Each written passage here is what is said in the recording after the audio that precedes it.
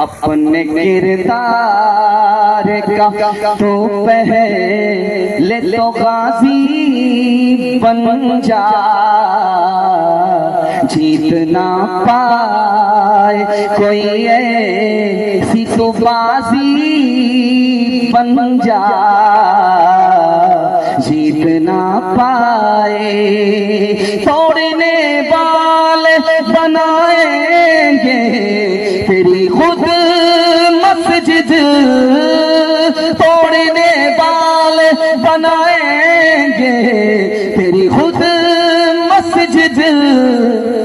शर्त बस ये है तो पहले नमाजी बन जा,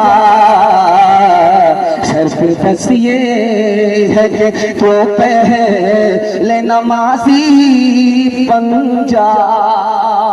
अल्लाह की अज़मत दिल में बिठाकर अल्लाह को सजदा करेंगे। हाथ उठाइए इंशाअल्लाह। आज आज़ान सुनेंगे, कल नमाज पढ़ेंगे। हाथ उठाइए इंशाअल्लाह।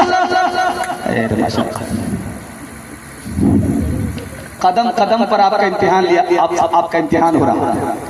आपकी बेदारी को टटोल करके दूसरा पैगाम नबी की सीरत के हवाले से आपकी खिदमत में रखा जा रहा है। 3 मिनट का पैगाम है, 3 मिनट में आपके सर से गुजार रहा हूँ। दुआ करता हूँ कि जलसा देखने वाले आए, देख करके चले गए, अल्लाह जज़ाए खैर दे। जलसा सुनने वाले अभी तक जाग रहे हैं, अल्लाह इनके मुकद्दर को जगाए। नबी की शरीयत, नबी की सुन्नत से इनको आरास्ता और पैरास्ता हो रहा है। आप देख रहे हैं इधर जनरेटर चल रहा है, ये लाइट भी काम कर रही है, ये माइक भी काम कर रहा है, क्योंकि सप्लाई वहां से है जनरेटर से, तेल उसमें मौजूद है, वो ऑन है, उसकी वजह से सप्लाई लाइट को भी मिल रही है, माइक को भी सप्लाई मिल रही है। आज से 150 साल पुराना दौर है, ये जनरेटर का दौर नहीं है। चराग जलता है और उसमें तेल डाला जाता है। रात में सोने से पहले दुनिया रोशन होती है। जब तेल खत्म हो जाता है या आंधी आ गई, तूफान आ गया, तो अंधेरा होता है। ऐसा अंधेरा के हाथ निकाल करके भी अगर आदमी देखे तो नजर नहीं आता। अकबर बादशाह सोने से पहले नजारा कर रहा है तो चारों तरफ लाइट है, रोशनी है, उजाला है। जब सो गया, सो करके आंख खुली तो देखा अंधेरा ही अंधेरा है। तूफान आया हुआ था, आंधी आई हुई थी और लाल किले की सारी रोशनी गुल हो चुकी थी। अंधेरा इतना भयानक था, जब उसने हाथ निकाल करके अपना देखा, हाथ नजर नहीं आया, कांपने लगा, कब्र का अंधेरा याद आया। उसने बीरबल को बुलाया। बीरबल कितना बड़ा आशिक था, वो पहुंच करके कहता है हुजूर कांप क्यों रहे? कहा कि किले के अंधेरे को देख करके कब्र का अंधेरा याद आ गया, इसलिए कांप रहा हूं। तो बीरबल ने कहा कि घबराने की कोई बात नहीं है। जब तुम्हारे नबी ऊपर थे तो उजाला ऊपर था, जब तुम्हारे नबी कब्र के अंदर गए तो उजाला नीचे चला गया है। मुसलमान की कब्र में अंधेरा होगा। दूसरे नमूने को बहुत ध्यान से सुनिएगा, तेजी के साथ निकल जाएगा। 3 लाख जादूगर का मुकाबला हुआ है एक मूसा से। सब लोग कलमा पढ़कर मुसलमान हुए। एक मूसा एक तरफ, 3 लाख जादूगर एक तरफ, 3000 ऊंट पर रस्सी लेकर के आए, जिन रस्सियों को सांप बनाना था। 100 चोट सोनार की, 1 चोट लोहार की। मूसा गालिब आ गए, जादूगर कलमा पढ़कर मुसलमान। मूसा ने अल्लाह से पूछा, मेरे परवरदिगार, ये तो मेरे कट्टर दुश्मन थे, मुखालिफ थे, ये मुआफिक कैसे हो गए? कलमा पढ़कर मुसलमान कैसे हो गए? अल्लाह की तरफ से जवाब आया, मूसा ये तुम्हारा कपड़ा पहन करके आए थे, ये तुम्हारी दाढ़ी रख करके आए थे, इसके सर के बाल तुम्हारे सर के बाल थे, ये तुम्हारी नकल उतारते हुए लाठी लेकर के आए थे। मेरी रहमत ने गवारा ना किया जो मेरे नबी का लिबास पहने, मेरे नबी की दाढ़ी रखे, मेरे नबी की नकल उतारे, उसको जहन्नम में दाखिल कर दूं। इसलिए हिदायत की, ये कलमा पढ़कर मुसलमान। पादरी मुसलमान से पूछता है कि ये तुम्हारी दाढ़ी उम्र में ज्यादा बड़ी है या तुम ज्यादा बड़े? बोला कि आगरा से आए हो, रांची से आए, हाफ हो या फुल हो, पहले मैं पैदा हुआ हूँ, उसके बाद मेरी दाढ़ी पैदा हुई है, अब बताओ कि उम्र में मैं बड़ा हूँ या मेरी दाढ़ी। उसने कहा बात तो तुमने सही कहा, लेकिन 10 साल पहले जब मेरे पास आए थे तो तुम्हारी दाढ़ी कच्ची थी, काली थी। जब 10 साल के बाद आए हो तो तुम्हारी दाढ़ी पक गई। हैरत तो इस बात की है कि 10 साल में तुम्हारी दाढ़ी बदल गई, लेकिन तुम मुसलमान, तुम्हारा नबी पर ईमान, तुम बचपन से 55 में आ गए मगर तुम नहीं बदले। हैरत इसकी है, अफसोस इसका। हाथ उठाइए, वादा कीजिए, बीवी से पूछ करके इंशाल्लाह दाढ़ी रखेंगे, इंशाल्लाह। किरदार बद पे खुद ही मत हुई है आज, फिर दुश्मनाने दीन की कसरत हुई है आज। इंसानियत से इंसान को नफरत हुई है आज, हमसे जुदा रसूल की सुन्नत हुई है आज। मिल्लत का हाल इसलिए बेजान हो गया, दुनिया में इस तरह का मुसलमान हो गया, दुनिया में इस तरह का मुसलमान हो गया। खूबसूरत जलसा और बेदारी ऐसा महसूस हो रहा है कि जलसा अभी शुरू हो रहा है। अल्लाह आपके जवान बच्चों को हर कामयाबी से माला माल फरमाए। तीसरा पैगाम इल्म और हुनर के हवाले से आपकी खिदमत में रखने के लिए जा रहा हूँ। सिर्फ 3 मिनट का पैगाम है, आप लोग सुनने के लिए तैयार हैं? जोश के साथ हाथ उठाइए इंशाअल्लाह। जब आपका जोश के साथ हाथ उठता है तो दिल खुश होता है कि आप अभी बेदार हैं और ताजा हैं, आप थके मानते नहीं। अल्लाह जज़ाए खैर। 500 साल में सबसे ज्यादा साइंसदां किसने पैदा किया? तो यूरोप ने 70, हिंदुस्तान ने 8, चीन ने 5 और आलमे इस्लाम ने कितने साइंसदां पैदा किए 500 साल में? 106। 45% बाकी दुनिया ने साइंसदां पैदा किए और सिर्फ तने तनहा आलमे इस्लाम ने 55% साइंसदां पैदा किया। साइंसदां पैदा करने में सबसे आगे मुसलमान था। 1400 साल डॉक्टर किसने कितने पैदा किए? यहूदियों ने 11, ईसाइयों ने 51 और हिंदुस्तान ने 4, जापान ने 5, चाइना ने 7 और मुसलमानों ने कितने डॉक्टर पैदा किए? 41। दूसरे नंबर पर डॉक्टर पैदा करने में 1400 साल में मुसलमान सबसे आगे था, लेकिन पैर के नीचे से जमीन निकल जाएगी, कलेजा मुंह को आ जाएगा। 1984 की रिपोर्ट है, इस वक्त मुसलमान का क्या हाल है, खून के आंसू आप रोने पर मजबूर हो। 1984 ईस्वी की रिपोर्ट है। पूरी दुनिया में कितने लोग जाहिल हैं? तो लिखा है 150 करोड़ लोग जाहिल।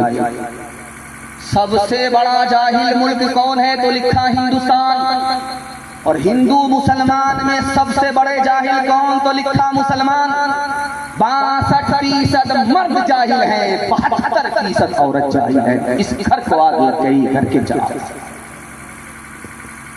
मैं बैठा हूं, जैसे आप देख लीजिए कैसे बैठा हूं, उसी तरह आप भी बैठे।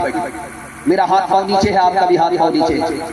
मेरा दिल बीच में है, आपका भी दिल बीच में है। मेरा दिमाग ऊपर है, आपका दिमाग भी ऊपर है। इस तक़सीम पर अगर आप नजर करेंगे तब आपको इल्म की अज़मत मालूम। हाथ पांव से काम काज किया जाता है, इसको सबसे नीचे रखा। दिल से दौलत कमाई जाती है, इसको बीच में रखा। और दिमाग से इल्म हासिल किया जाता है, इसको सबसे ऊपर रखा। बताना था कि अगर तुम्हारे बच्चों के हाथ में इल्म आ गया, हुनर आ गया, अल्लाह जिल्लत की पस्ती से निकालेगा, इज्जत की चोटी पर पहुंचाएगा। जिस औरत का बच्चा जितना काला होता है, उसकी माँ उतना ज्यादा साबुन लगाती है। 72 बच्चा को रगड़ रगड़ करके साबुन लगा रही है, वो रो रही है, रो रहा है, लेकिन माँ उसको साबुन से उजला करना चाहती है। वो साबुन भी कसम खा लेता है कि मैं तो काला हो जाऊंगा, इस कालिया को गोरा होने नहीं देंगे। आसमान से ठप्पा पड़ा हुआ है, बेटा काला है बिल्कुल कोयले की तरह, मोटे मोटे होंठ हैं, दांत बाहर है, निहायत बदसूरत है। माँ ने कान में कहा, बेटा तू इतना बदसूरत है, इतना बदसूरत है, इतना बदसूरत है कि लोग तुमको अपनी मजलिस में जगह नहीं देंगे। बेटा एक काम कर ले, लोग तरफी पर भी। बेटे ने कहा, अम्मा क्या कार्य करना है? कहा, बेटा रात दिन एक करके इल्म में आगे हो जाओ, पूरी दुनिया के बच्चों को पीछे कर दो, अपने मोहल्ले के बच्चे को पीछे कर दो, सबसे आगे निकल जाओ। ये लोग जो तुमको अपनी मजलिस में जगह देने के लिए तैयार नहीं, तरक्की पर बिठाएंगे, तुम्हारी चूचियां सीधी करेंगे। ये काला कलौटा बच्चा रात दिन एक करके माँ की नसीहत पर अमल करता है, यही आगे चलकर मक्का का काजी बन गया। हाथ उठाइए, वादा कीजिए, भूखे रहेंगे प्यासे रहेंगे, औकात को दांव पे लगा देंगे, लेकिन बच्चे को जाहिल नहीं रखेंगे। हाथ उठाइए, इंशाअल्लाह। तालीम नहीं, नौकरी नहीं तो तालीम नहीं, हाथ उठाइए इंशाअल्लाह। खुदा है मेहरबान बोलो, बोलो है मेहरबान बोलो, अहले वतन जान वतन बन के दिखा दो, इस खाक के जर्रे को भी इंसान बना दो। इंसान वो है इल्म की हो जिसमें तजल्ली, हैवान को कभी इल्म मिला हो तो बता दो।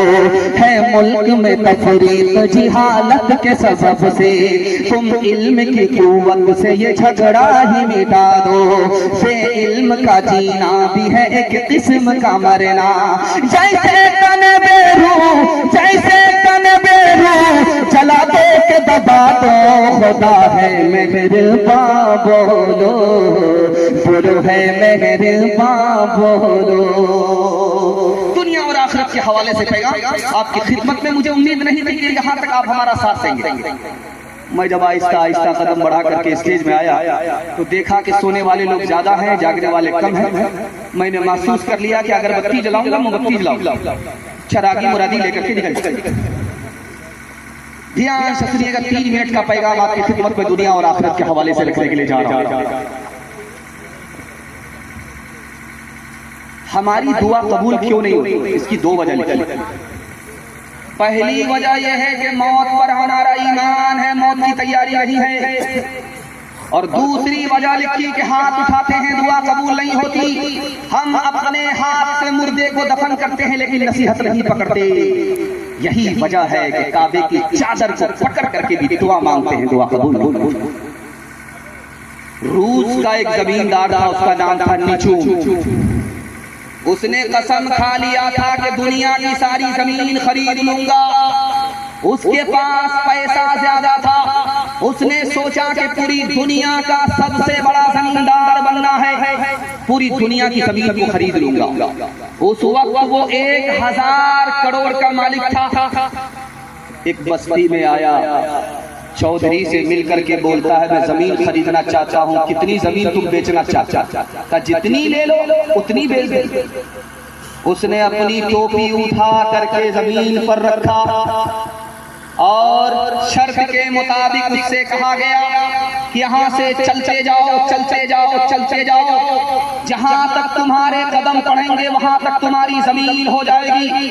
लेकिन एक शर्त है कि सूरज के गुरूब होने से पहले तुम्हें निशान पर पहुंचना होगा। अगर तुम निशान पर नहीं पहुंचे तो पैसा भी वापस नहीं होगा, जमीन भी नहीं। वो चलता गया, चलता गया, चलता गया, चलता गया। लालच में उसने देखा नहीं कि सूरज कहाँ है। जब बहुत दूर चला गया तब उसे एहसास हुआ कि सूरज कहाँ है। अब जो उसने देखा तो सूरज डूब रहा है, वहां से दौड़ना शुरू किया, दौड़ना शुरू किया। ठीक अभी 10 कदम उसके पांव दूर थे, उसकी सांस लड़खड़ा गई। इधर सूरज गुरूब हुआ और उधर उसकी जिंदगी का सूरज गुरूब हुआ। जो पूरी दुनिया की जमीन को खरीदना चाहता था, उसको भी मरने के बाद 2 गज जमीन। तीसरे नमूने को आप ध्यान से सुनिएगा। यहाँ जहाँ जलसा हो रहा है धर्मपुर में, तो यहाँ जलसा सुनने के लिए इलाके के लोग भी आ रहे हैं। जब वो आ रहे थे तो चौराहे पर पूछा कि धर्मपुर कहाँ है, बस्ती कहाँ जहाँ जलसा होता। तो बताने वाला बोला कि दायां बायां नहीं लेना, सीधा चले जाओ, बस्ती ही पहुंच जाओ। उसने दायां बायां छोड़ा, सीधा स्टेज को पकड़ा तो कब्रिस्तान पहुंचा। सर पर हाथ रख करके बैठ गया कि यहाँ के लोग अजीब हैं, जिंदा आदमी को कब्रिस्तान। वो पलट करके आकर के पूछता, अरे अल्लाह का बंदा, मैं बस्ती मालूम कर रहा था जहाँ जलसा हो रहा है, तुमने जिंदा आदमी को कब्रिस्तान भेज दिया। उसने कितनी प्यारी बात कही, अल्लाह करे कि ये दिल तक पहुंच जाए। उसने कहा, तुम जिसको बस्ती समझ रहे वो असल बस्ती कब्रिस्तान है। मैंने हर बस्ती के आदमी को कब्रिस्तान में आते हुए देखा है, लेकिन कब्रिस्तान के आदमी को यहाँ से कहीं जाते हुए नहीं देखा। असल बस्ती तो कब्रिस्तान है।